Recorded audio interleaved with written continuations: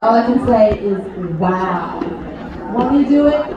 Don't you do that. That's a 20-year-old. That's a 20-year-old, and she just showed up and showed out. I'm just saying. Come behind that, like, oh my goodness. She dropped the word on us. So if y'all didn't pick that up, y'all better get the broom. She left a lot on the floor. She left a lot on the floor for us. So I am Pamela McCoy, aka Pamela with 3 A's, and that's important because it's my website, and so if you put the E, it's not me. My 5-minute pearl today, I just really wanted to share with you a powerful message about knowing your worth as a chosen person. Each one of us is unique. We have our own inherent values. We all have a unique purpose. And it's crucial that we recognize that. And that uniqueness, that came from God, right? He intentionally made each and every one of us different. So it's especially important that you embrace that worth when you know your identity as a chosen person. And so understanding our worth begins with recognizing we are loved and valued by our Creator.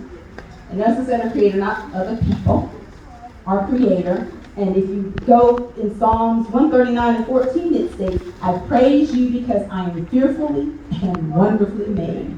Your works are wonderful. I know that full well. Each of us are fearfully and wonderfully made, intricately designed by God Himself. Our worth is not defined by all these external things, and that's really important that you get that. It's not the external things, it's not our surrounding. It comes from within, it comes from Him. So our worth, can I say that again? Our worth. I need you guys to grasp that.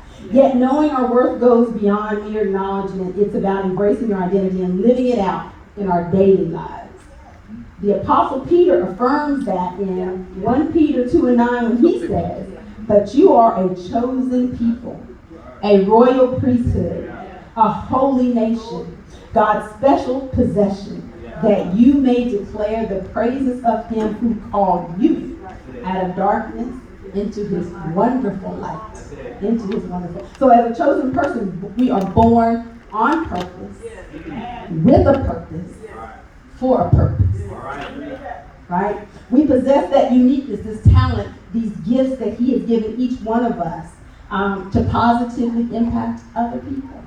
Right? It wasn't just for you. He wants us to go out to serve His people. That's why He's given us these gifts. So understanding your worth, stepping into your calling with confidence. Did my sister do that? Did she? Oh my gosh, I know. The confidence, the boldness.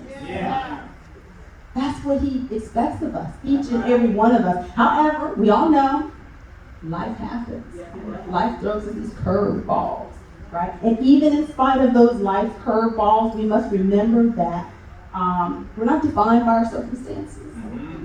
You don't know people's story, right? And when you talk about walking in your purpose and all of those things, my purpose, I always walk in your purpose, all the money and all that other stuff will come. You just got to keep Him first. And I think that's what she was trying to stress to us. If we put Him first, everything else will follow, right?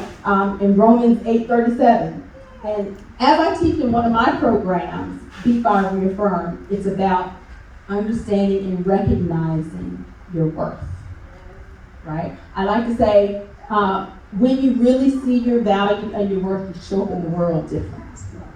Right? You're confident. You're able to be bold.